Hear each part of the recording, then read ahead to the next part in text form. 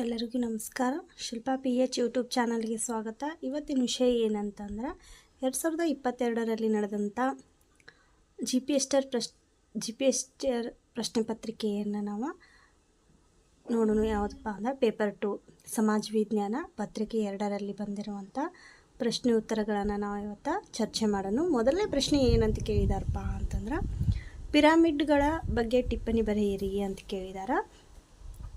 ಈಜಿಪ್ತಿಯನ್ನರಿಗೆ ಮರಣದ ನಂತರ ಬದುಕಿನ ಬಗ್ಗೆ ಅಪಾರ ನಂಬಿಕೆ ಇತ್ತು. ಹಾಗಾಗಿ ಸಾವಿನ ನಂತರದ ಬದುಕಿಗಾಗಿ ಸುದೀರ್ಘ ತಯಾರಿ ನಡೆಸುತ್ತಿದ್ದರು. ಸತ್ತವರ ದೇಹವನ್ನು ವಿವಿಧ ರಾಸಾಯನಿಕಗಳಿಂದ ಸಂರಕ್ಷಿಸುತ್ತಿದ್ದರು. ಅದನ್ನು ಮಮ್ಮಿ ಎನ್ನಲಾಗಿದೆ. ಈ ಮಮ್ಮಿಗಳನ್ನು ಹೂಳಲು ಬೆಟ್ಟಗಳ ಬಂಡೆಗಳನ್ನು ಕೊರೆದು ಸಮಾಧಿಗಳನ್ನು ರಚಿಸುತ್ತಿದ್ದರು. ಶ್ರೀಮಂತರು ಹಾಗೂ ದೊರೆಗಳು ಅತ್ಯಂತ ಎತ್ತರದ ಗೋಪುರದ ಶಿಖರವನ್ನು ಕಟ್ಟಿದ್ರು. ಗ್ರೀಕರು ಇದನ್ನು ಪಿರಮಿಡ್ ಎಂದ ಕರೆದರು. ಈ ಪ್ರಪಂಚದ 7 ಅದ್ಭುತಗಳಲ್ಲಿ ಒಂದಾಗಿರುವಂಥ ಪಿರಮಿಡ್ಗಳಂತಂದರೆ ಏನಪ್ಪ ಅಂದ್ರೆ, ವಾಸ್ತವವಾಗಿ ನೈಲ್ ಪ್ರದೇಶದಲ್ಲಿ ಕಾಣಿಸಿರುವ ಈಜಿಪ್ತಿಯನ್ನರ ಸಮಾಧಿಗಳಾಗಿದ್ದಾವೆ ಅಂತೇಳಿ ನಾವು ನೋಡ್ಬೋದು. ಈ ಉದಾಹರಣೆ ಗಿಜೋ ಪಿರಮಿಡ್ ಸಾಮ್ರಾಟ್ ಕುಫುವಿನ ಗೋರಿಯಾಗಿದೆ. ಇದು ಪ್ರಾಚೀನ ಪ್ರಪಂಚದ 7 ಅದ್ಭುತಗಳಲ್ಲಿ ಒಂದಾದಂಥ ಯಾವ ಪಿರಮಿಡ್? ಗಿಜೋ ಪಿರಮಿಡ್ ಪ್ರಾಚೀನ ವಿಶ್ವದ 7 ಆಶ್ಚರ್ಯಗಳಲ್ಲಿ ಒಂದಾಗಿದೆ ಅಂತೇಳಿ ನಾವು ನೋಡಬಹುದು. ಇದು ಪಿರಮಿಡ್ಗಳ ಬಗ್ಗೆ ಸಂಕ್ಷಿಪ್ತವಾದ ಮಾಹಿತಿ. ಎರಡನೇ ಪ್ರಶ್ನೆ ಏನು ಕೇಳಿದಾರೋ ಅಂತಂದ್ರೆ, ಕರ್ನಾಟಕದ ಸ್ವಾತಂತ್ರ್ಯ ಹೋರಾಟದಲ್ಲಿ ಸಂಗೊಳ್ಳಿ ರಾಯಣ್ಣನ ಪಾತ್ರವನ್ನು ವಿವರಿಸ್ರಿ ಅಂತ ಕೇಳಿದಾರ. ಸಂಗೊಳ್ಳಿ ರಾಯಣ್ಣ ನೋಡ್ಬೋದು. ಸಂಗೊಳ್ಳಿ ರಾಯಣ್ಣ ಕಿತ್ತೂರಿನ ಸೈನಿಕನಾಗಿದ್ದ. ರಾಣಿ ಚೆನ್ನಮ್ಮಳೊಂದಿಗೆ ಬ್ರಿಟಿಷರ ವಿರುದ್ಧ ಕಿತ್ತೂರಿನ ಸ್ವಾತಂತ್ರ್ಯಕ್ಕಾಗಿ ಹೋರಾಟ ಮಾಡಿದಂಥ ಒಬ್ಬ ಶ್ರೇಷ್ಠ ವೀರ ಅಂತ ಹೇಳ್ಬೋದು ನಾವು. ಕಿತ್ತೂರು ಬ್ರಿಟಿಷರ ಕೈವಶವಾದಾಗ ರಾಯಣ್ಣ ಕಿತ್ತೂರಿನ ವಿಮೋಚನೆಗಾಗಿ ಸ್ವಂತಹ ಸೈನ್ಯವೊಂದನ್ನು ಕಟ್ಟಿದನು.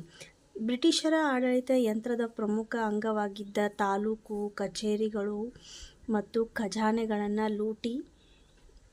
ಲೂಟಿ ಮಾಡುವುದು ಹಾಗೂ ನಂದಗಢ ಮತ್ತು ಖಾನಾಪುರ ತರುವಾಯ ಸಂಪಗಾಮಿ ಆತನ ಕಾರ್ಯಾಚರಣೆಗಳ ಸ್ಥಳಗಳಾಗಿದ್ದವು ಅಂತೇಳಿ ನಾವು ನೋಡ್ಬೋದು. ಆದರೆ ಚೆನ್ನಮ್ಮಳನ್ನು ವಿರೋಧಿಸುತ್ತಿದ್ದ ದೇಸಾಯಿಗಳ ಸಂಚಿನಿಂದಾಗಿ ರಾಯಣ್ಣ ಬ್ರಿಟಿಷರಿಗೆ ಸೆರೆ ಸಿಕ್ಕನು.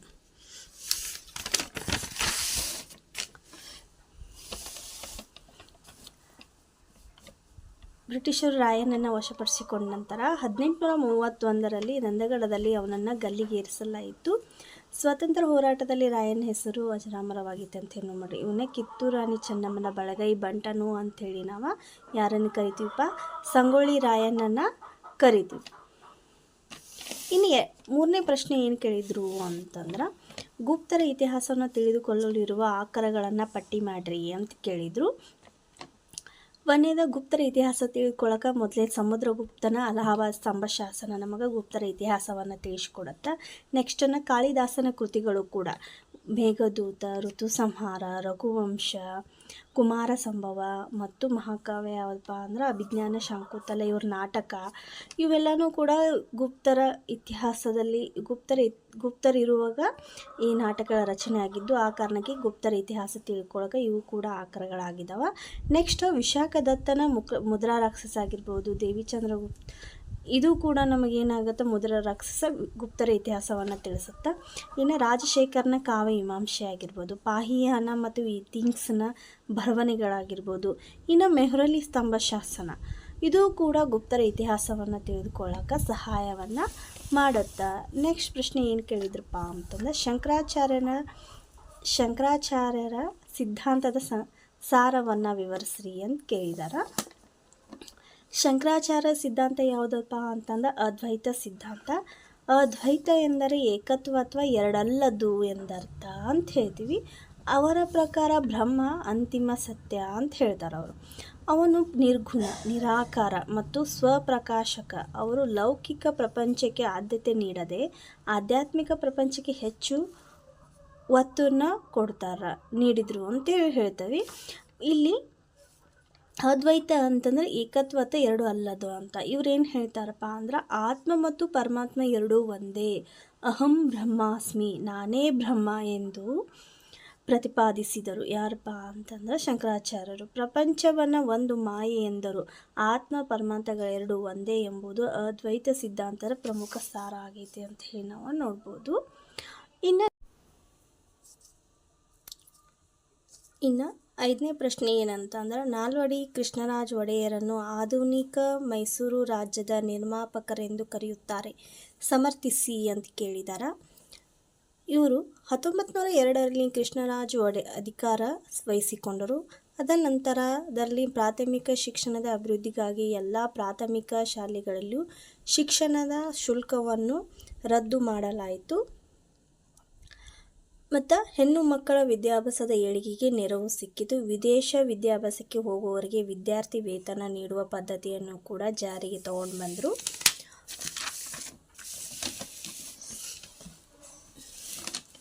ಮತ್ತು ಬೆಂಗಳೂರಿನಲ್ಲಿ ಭಾರತೀಯ ವಿಜ್ಞಾನ ಸಂಸ್ಥೆಯನ್ನು 1905ರಲ್ಲಿ ಡಾಟಾ ಅವರ ಬೆಂಬಲದೊಂದಿಗೆ ಸ್ಥಾಪಿಸಲಾಯಿತು. ಅನೇಕ ಸಣ್ಣ ದೊಡ್ಡ ಕೈಗಾರಿಕೆಗಳನ್ನು ಸ್ಥಾಪನೆ ಮಾಡ್ತಾರಪ್ಪ. ಯಾವುದಂತಂದ್ರೆ ಭದ್ರಾವತಿಯ ಕಬ್ಬಿನ ಮತ್ತು ಉಕ್ಕಿನ ಕಾರ್ಖಾನೆ ಆಗಿರ್ಬೋದು, ಬೆಂಗಳೂರಿನಲ್ಲಿರುವಂಥ ಸಾಬೂನು ಕಾರ್ಖಾನೆ ಆಗಿರ್ಬೋದು, ಮಂಡ್ಯದ ಸಕ್ಕರೆ ಕಾರ್ಖಾನೆ, ಮೈಸೂರಿನ ಗಂಧದ ಎಣ್ಣೆ ಕಾರ್ಖಾನೆ ಮತ್ತು ಸಿಮೆಂಟ್ ಕಾರ್ಖಾನೆ, ಕಾಗದ ಕಾರ್ಖಾನೆ ಮತ್ತು ಕೃತಕ ರಸಗೊಬ್ಬರಗಳ ಕಾರ್ಖಾನೆ ಮುಂತಾದವುಗಳನ್ನು ಇವರು ಏನು ಮಾಡ್ತಾರೆ, ಸ್ಥಾಪನೆಯನ್ನು ಮಾಡ್ತಾರೆ. ನ್ಯಾಯ ವಿಧಾಯಕ ಸಭೆಯನ್ನು ರಚಿಸಿದರು. ರಾಜ್ಯಾಂಗದ ಬದಲಾವಣೆಯಲ್ಲಿ ಇದೊಂದು ದೊಡ್ಡ ಹೆಜ್ಜೆ ಆಯಿತು ಅಂತೇಳಿ ನಾವು ನೋಡ್ಬೋದು. ಹಿಂದುಳಿದ ವರ್ಗಗಳಿಗೆ ಸರ್ಕಾರಿ ಸೇವೆ ಪ್ರಾತಿನಿಧ್ಯ ನೀಡುವ ಆಜ್ಞೆ ಹೊರಡಿಸಿದರು. ಮೊದಲ ಬಾರಿಗೆ ಸ್ತ್ರೀಯರಿಗೂ ಕೂಡ ಏನು ಮಾಡಿದ್ರೆ, ಮತಾಧಿಕಾರ ನೀಡಲು ಅನುಮೋದನೆಯನ್ನು ಕೊಡ್ತಾರೆ. ಅಲ್ಲದೆ ಇವರು ಸರಳಗಳು, ಸಾತ್ವಿಕ ಸ್ವಭಾವದ, ಇವರು ತುಂಬ ಸರಳರಾಗಿದ್ದರು ಮತ್ತು ಸಾತ್ವಿಕ ಸ್ವಭಾವದವರಾಗಿದ್ದರು ಕೂಡ. ಮಹಾತ್ಮ ಗಾಂಧೀಜಿಯವರು ಇವರನ್ನು ಏನಂತ ಕರೀತಿದ್ರು, ರಾಜಶ್ರೀ ಅಂತ ಹೇಳಿ ಕರೀತಿದ್ರು. ಈ ಎಲ್ಲ ಆಡಳಿತದ ಸುಧಾರಣೆಗಳಿಂದ ಇವರ ಕಾಲದಲ್ಲಿ ಮೈಸೂರು ರಾಜ್ಯ ಒಂದು ಮಾದರಿ ರಾಜ್ಯ ಹೆಸರು ಪಡೆದಿತ್ತು ಅಂತ ಹೇಳಿ ನೋಡ್ಬೋದು. ಹಾಗಾಗಿ ಇವರು ಆಧುನಿಕ ಮೈಸೂರು ರಾಜ್ಯದ ನಿರ್ಮಾತೃಗಳಾಗಿದ್ದಾರೆ ಅಂಥೇಳಿ ನಾವು ನೋಡ್ತೀವಿ. ಯಾರನ್ನಪ್ಪ ಅಂತಂದರೆ ನಾಲ್ವಡಿ ಕೃಷ್ಣರಾಜ ಒಡೆಯರನ್ನು. ಇನ್ನು ನೆಕ್ಸ್ಟ್ ಪ್ರಶ್ನೆ ಏನು ಕೇಳಿದಾರು ಅಂತಂದ್ರೆ, ಭಾರತದ ಸಂವಿಧಾನ ಅಳವಡಿಸಿರುವ ಮೂಲಭೂತ ಕರ್ತವ್ಯಗಳ್ಯಾವುವು ಅಂತ ಕೇಳಿದಾರ. ಸಂವಿಧಾನದಕ್ಕೆ 42ನೇ ತಿದ್ದುಪಡಿ ಮಾಡಿ ಭಾಗ 4A 51A ವಿಧಿಯಡಿಯಲ್ಲಿ ಏನು ಮಾಡ್ತಾರಪ್ಪ ಅಂದ್ರೆ 10 ಮೂಲಭೂತ ಕರ್ತವ್ಯಗಳಿದ್ದವು. ನಂತರ 2002ರಲ್ಲಿ 86ನೇ ತಿದ್ದುಪಡಿ ಮಾಡಿ ಏನು ಮಾಡ್ತಾರೆ ಅಂದ್ರೆ 11 ಮೂಲಭೂತ ಕರ್ತವ್ಯವನ್ನು ಸೇರಿಸ್ತಾರೆ. ಇಲ್ಲಿ ಮೂಲಭೂತ ಕರ್ತವ್ಯಗಳು ಒಟ್ಟು ಎಷ್ಟಪ್ಪ ಅಂತಂದ್ರೆ 11. ಎಷ್ಟಪ್ಪ ಅಂತಂದ್ರೆ ಭಾಗ 4ರಲ್ಲಿ ಕಂಡು ಬರ್ತಾವೆ. ಸಂವಿಧಾನದ ಭಾಗ 4ರಲ್ಲಿ ನಾವು ಮೂಲಭೂತ ಕರ್ತವ್ಯಗಳು ನೋಡ್ತೀವಿ. ಹಾಗಾದ್ರೆ ಮೊದಲನೇ ಕರ್ತವ್ಯ ಏನಪ್ಪ ಅಂತಂದ್ರೆ, ನಮ್ಮ ಸಂವಿಧಾನ ರಾಷ್ಟ್ರಧ್ವಜ ಮತ್ತು ರಾಷ್ಟ್ರಗೀತೆಯನ್ನು ಗೌರವಿಸಿತು. ಎರಡನೇದು ಸ್ವಾತಂತ್ರ್ಯ ಚಳುವಳಿಯ ಸ್ಫೂರ್ತಿದಾಯಕ ಆದರ್ಶ ತತ್ವಗಳನ್ನು ಪಾಲಿಸುವುದು. ಮೂರನೇದು ಭಾರತದ ಸಾರ್ವಭೌಮತೆ, ಏಕತೆ, ಸಮಗ್ರತೆಯನ್ನು ಕಾಪಾಡುವುದು ಮತ್ತು ರಕ್ಷಿಸುವುದು. ನೆಕ್ಸ್ಟ್, ಅಗತ್ಯ ಬಂದಾಗ ರಾಷ್ಟ್ರವನ್ನು ರಕ್ಷಿಸಿ ದೇಶದ ಸೇವೆ ಮಾಡಬೇಕು.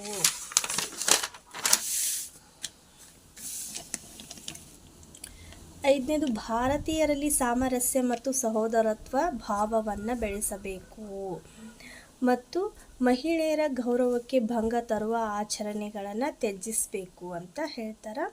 ಆರನೇದು ನಮ್ಮ ಸಂಘಟಿತ ಸಂಸ್ಕೃತಿಯ ಪರಂಪರೆಯನ್ನು ಗೌರವಿಸಿ ರಕ್ಷಿಸಬೇಕು. ಏಳನೇದು ಅರಣ್ಯಗಳು, ಸರೋವರಗಳು, ನದಿಗಳು ಮತ್ತು ವನ್ಯ ಮೃಗಗಳು ಸೇರಿದಂತೆ ಪ್ರಕೃತಿ ಪರಿಸರವನ್ನು ರಕ್ಷಿಸಿ ಅಭಿವೃದ್ಧಿಪಡಿಸಬೇಕು ಹಾಗೂ ಜೀವಂತ ಪ್ರಾಣಿಗಳಿಗೆ ಅನುಕಂಪ ತೋರಿಸಬೇಕು ಅಂತೇಳಿ. ಇನ್ನು ಎಂಟನೇದು ವೈಜ್ಞಾನಿಕ ಹಾಗೂ ಮಾನವೀಯತೆಯ ಗುಣಗಳ ವಿಚಾರಣಾ ಹಾಗೂ ಸುಧಾರಣಾ ಭಾವನೆಯನ್ನು ಬೆಳೆಸ್ಕೋಬೇಕು. ಸಾರ್ವಜನಿಕ ಆಸ್ತಿಯನ್ನು ಸಂರಕ್ಷಿಸಬೇಕು ಮತ್ತು ಹಿಂಸಾ ಮಾರ್ಗವನ್ನು ತ್ಯಜಿಸಬೇಕು ಅಂತೇಳಿ ಹೇಳ್ತಾರೆ. ಇನ್ನು 10ನೇದು ವೈಯಕ್ತಿಕ ಹಾಗೂ ಸಾಮಾಜಿಕ ಚಟುವಟಿಕೆಯಲ್ಲಿ ಪ್ರಾವೀಣ್ಯತೆಯನ್ನು ಪ್ರದರ್ಶಿಸಿ ರಾಷ್ಟ್ರದ ಪ್ರಗತಿಗೆ ಶ್ರಮ ಪಡಬೇಕು. ಇನ್ನು 11ನೇದು ತಂದೆ ತಾಯಿ ಅಥವಾ ಪೋಷಕರು 6 ವರ್ಷದಿಂದ 14 ವರ್ಷದವರೆಗೆ ತಮ್ಮ ಮಗುವಿನ ಶಿಕ್ಷಣಕ್ಕೆ ಅವಕಾಶವನ್ನು ಕಲಿಸಬೇಕು. ಅಂದ್ರೆ 6ರಿಂದ 14 ವರ್ಷದ ಮಕ್ಕಳು ಕಂಪಲ್ಸರಿ ಕಡ್ಡಾಯ ಶಿಕ್ಷಣವನ್ನು ಕಲಿಸ್ಬೇಕು ಅಂತೇಳಿ ಒಟ್ಟು ಎಷ್ಟು 11 ಮೂಲಭೂತ ಕರ್ತವ್ಯಗಳನ್ನು ನಾವು ನೋಡ್ತೀವಿ. ಇನ್ನು ನೆಕ್ಸ್ಟ್ 7ನೇ ಪ್ರಶ್ನೆ ಏನೈತಪ್ಪ ಅಂತಂದ್ರೆ, ಸ್ಥಳೀಯ ಸ್ವಯಂ ಸರ್ಕಾರದ ಕಾರ್ಯಗಳನ್ನು ಪಟ್ಟಿ ಮಾಡಿರಿ ಅಂತ ಕೇಳಿದಾರೆ. ಅಂದರೆ ಸ್ಥಳೀಯ ಸಂಸ್ಥೆಗಳ ಕೆಲಸ ಏನು ಅಂಥೇಳಿ. ಪಂಚಾಯಿತಿಯ ಆಸ್ತಿಯನ್ನು ರಕ್ಷಿಸಿ ಕಾಪಾಡಿಕೊಳ್ಳುವುದು, ಸ್ಥಳೀಯ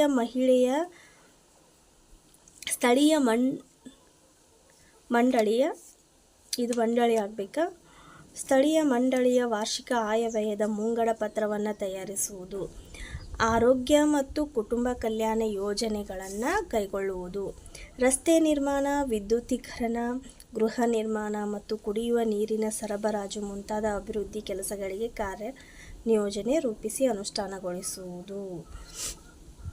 ಮತ್ತು ಪ್ರಾಥಮಿಕ, ಪ್ರೌಢ ವಯಸ್ಕರ ಮತ್ತು ಅನೌಪಚಾರಿಕ ಶೈಕ್ಷಣಿಕ ಕಾರ್ಯಕ್ರಮಗಳನ್ನು ಪ್ರೋತ್ಸಾಹಿಸುವುದು, ತಮ್ಮ ಪ್ರದೇಶಗಳಲ್ಲಿ ಸ್ವಚ್ಛತೆ ಮತ್ತು ನಿರ್ಮಲೀಕರಣ ಕಾಪಾಡುವುದು,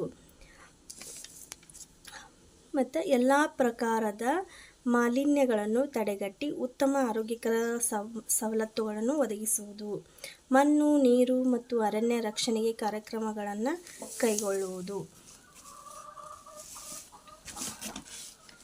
ಆಮೇಲೆ ಅವಶ್ಯಕ ಪಡಿತರಗಳಾದ ಆಹಾರ ಧಾನ್ಯ, ಸೀಮೆ ಎಣ್ಣೆ ಇತ್ಯಾದಿಗಳ ವಿತರಣೆಗೆ ಸೂಕ್ತ ವ್ಯವಸ್ಥೆಯನ್ನು ನಿರ್ಮಿಸಿ ಸವಲತ್ತುಗಳನ್ನು ಒದಗಿಸುವುದು, ಜನನ ಮತ್ತು ಮರಣಗಳ ನೋಂದಣಿ ಪ್ರಾಮಾಣಿಕವಾಗಿ ಆಗುತ್ತಿರುವುದನ್ನು ಖಾತ್ರಿಪಡಿಸಿಕೊಳ್ಳುವುದು, ಕೃಷಿ, ಪಶುಸಂಗೋಪನೆ, ಖಾದಿ ಮತ್ತು ಕರಕುಶಲ ಉದ್ಯೋಗಗಳನ್ನು ಪ್ರೋತ್ಸಾಹಿಸುವುದು, ರೈತರಿಗೆ ಸಹಾಯ ಮಾಡುವ ಸಲುವಾಗಿ ಕೃಷಿ ವಿಸ್ತರಣಾ ಕಾರ್ಯಕ್ರಮಗಳನ್ನು ನಡೆಸುವುದು, ಪರಿಶಿಷ್ಟ ಜಾತಿ, ಪರಿಶಿಷ್ಟ ಪಂಗಡ, ದುರ್ಬಲ ವರ್ಗ, ಮಹಿಳೆ ಮತ್ತು ಮಕ್ಕಳಿಗಾಗಿ ಕಲ್ಯಾಣ ಯೋಜನೆಗಳನ್ನು ರೂಪಿಸಿ ಅನುಷ್ಠಾನಕ್ಕೆ ತರುವುದು, ವಾಚನಾಲಯ, ಬೀದಿ ದೀಪಗಳು ಮತ್ತು ಮಾರುಕಟ್ಟೆ ಸವಲತ್ತುಗಳನ್ನು ಒದಗಿಸಿಕೊಡುವುದು, ಶುಲ್ಕ, ದಂಡ ಮತ್ತು ತೆರಿಗೆಗಳನ್ನು ಸಂಗ್ರಹಿಸುವುದು, ಸರ್ಕಾರದ ಕಲ್ಯಾಣ ಯೋಜನೆಗಳಿಗೆ ಫಲಾನುಭವಿಗಳನ್ನು ಮುಕ್ತವಾಗಿ ಗುರುತಿಸುವುದು. ಇದು ಸ್ಥಳೀಯ ಸ್ವಯಂ ಸರ್ಕಾರದ ಕಾರ್ಯಗಳಾಗಿದ್ದಾವೆ ಅಂಥೇಳಿ ನಾವು ನೋಡ್ಬೋದು.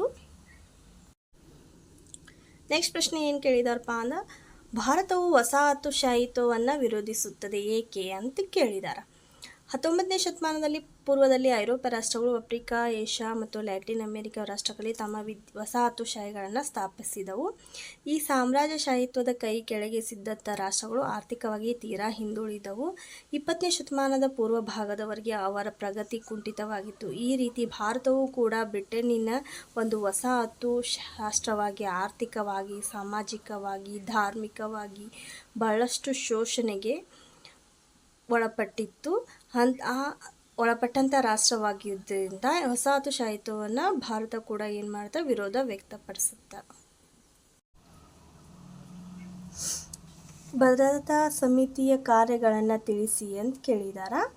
ಅಂದ್ರೆ ವಿಶ್ವಸಂಸ್ಥೆಯಲ್ಲಿರುವಂಥ ಅಂಗಸಂಸ್ಥೆಯಲ್ಲಿ ಭದ್ರತಾ ಸಮಿತಿಯು ಒಂದು ಕೂಡ ಆಗೈತಿ. ಈ ಭದ್ರತಾ ಸಮಿತಿ ಏನು ಕೆಲಸ ಮಾಡುತ್ತಪ್ಪ ಅಂತಂದ್ರೆ, ಜಾಗತಿಕ ಸಮಸ್ಯೆಗಳಿಗೆ ಶಾಂತಿಯುತ ಪರಿಹಾರಕ್ಕಾಗಿ ಭದ್ರತಾ ಸಮಿತಿ ಯತ್ನಿಸುತ್ತದೆ. ಅವಶ್ಯಕವಿದ್ದರೆ ವಿಶ್ವಸಂಸ್ಥೆಯ ಶಾಂತಿ ಪಾಲನಾ ಪಡೆಯಲು ಅಂತಾರಾಷ್ಟ್ರೀಯ ಶಾಂತಿ ಮತ್ತು ಸುವ್ಯವಸ್ಥೆಗೆ ನಿಯೋಜಿಸುತ್ತದೆ. ಅಂತಾರಾಷ್ಟ್ರೀಯ ನ್ಯಾಯಾಲಯದ ನ್ಯಾಯಾಧೀಶರನ್ನು ಇದು ನೇಮಕ ಮಾಡುತ್ತದೆ. ವಿಶ್ವಸಂಸ್ಥೆಯ ಮಹಾಕಾರ್ಯದರ್ಶಿ ಉಮೇದುವಾರಿಕೆಯನ್ನು ಹೆಸರು ಸೂಚಿಸುತ್ತದೆ ಮತ್ತು ಅತಿಕ್ರಮಣವನ್ನು ತಡೆದು ಅಂತಾರಾಷ್ಟ್ರೀಯ ಮಟ್ಟದಲ್ಲಿ ಶಾಂತಿ ಭದ್ರತೆಯನ್ನು ಒದಗಿಸುತ್ತದೆ. ಯಾವುದಪ್ಪ ಅಂದ್ರೆ ಭದ್ರತಾ ಸಮಿತಿ ಈ ಕೆಲಸಗಳನ್ನು ಮಾಡುತ್ತಾ. ಇನ್ನು 10ನೇ ಪ್ರಶ್ನೆ ಏನಪ್ಪ ಅಂತಂದ್ರೆ, ಸಮಾಜದ ವಿವಿಧ ಪ್ರಕಾರಗಳನ್ನು ತಿಳಿಸ್ರಿ ಅಂತ ಕೇಳಿದಾರ. 1ನೇದು ಬೇಟೆಯಾಡುವ ಮತ್ತು ಆಹಾರ ಸಂಗ್ರಹಿಸುವ ಸಮಾಜಗಳು, 2ನೇದು ಪಶುಪಾಲನಾ ಸಮಾಜ, 3ನೇದು ಕೃಷಿ ಸಮಾಜ, 4ನೇದು ಕೈಗಾರಿಕಾ ಸಮಾಜ. ಇವು ಸಮಾಜದ ವಿವಿಧ ಪ್ರಕಾರಗಳಾಗಿದ್ದಾವೆ. ನಾವು ಇವತ್ತಿನ ತರಗತಿಯಲ್ಲಿ ಎಷ್ಟಪ್ಪ ಅಂದ್ರೆ 10 ಪ್ರಶ್ನೆಗಳನ್ನು ಚರ್ಚೆ ಮಾಡಿದ್ವಿ. ಇನ್ನು ಮುಂದಿನ ಪ್ರಶ್ನೆಗಳನ್ನು, ವಿವರಾತ್ಮಕ ಪ್ರಶ್ನೆಗಳನ್ನು ಮುಂದಿನ ತರಗತಿಯಲ್ಲಿ ನೋಡೋಣ. ಈ 10 ಪ್ರಶ್ನೆಗಳನ್ನು ನೀವು ನೋಡಿದ್ರೆ ಇಷ್ಟ ಆಗಿದ್ರೆ ಶಿಲ್ಪಾ PH ಯೂಟ್ಯೂಬ್ ಚಾನಲನ್ನು ಸಬ್ಸ್ಕ್ರೈಬ್ ಮಾಡಿಕೊಡ್ರಿ, ಹಾಗೆ ಎಲ್ಲರಿಗೂ ಶೇರ್ ಮಾಡಿರಿ ಅಂತ ಹೇಳ್ತಾ, ಇನ್ನು ಬರುವಂಥ ವಿಡಿಯೋಗಳಲ್ಲಿ ಮುಂದಿನ ಪ್ರಶ್ನೆ ಉತ್ತರಗಳನ್ನು ನಾವು ವಿವರಣೆಯೊಂದಿಗೆ ಚರ್ಚೆಯನ್ನು ಮಾಡೋಣ. ಇಲ್ಲಿವರೆಗೂ ನೋಡಿದಂಥ ಪ್ರತಿಯೊಬ್ಬರಿಗೂ ಏನಪ್ಪ ಅಂತಂದ್ರೆ ಈ ವಿಡಿಯೋ ನೋಡಿದಂಥವ್ರಿಗೆ ಧನ್ಯವಾದಗಳು.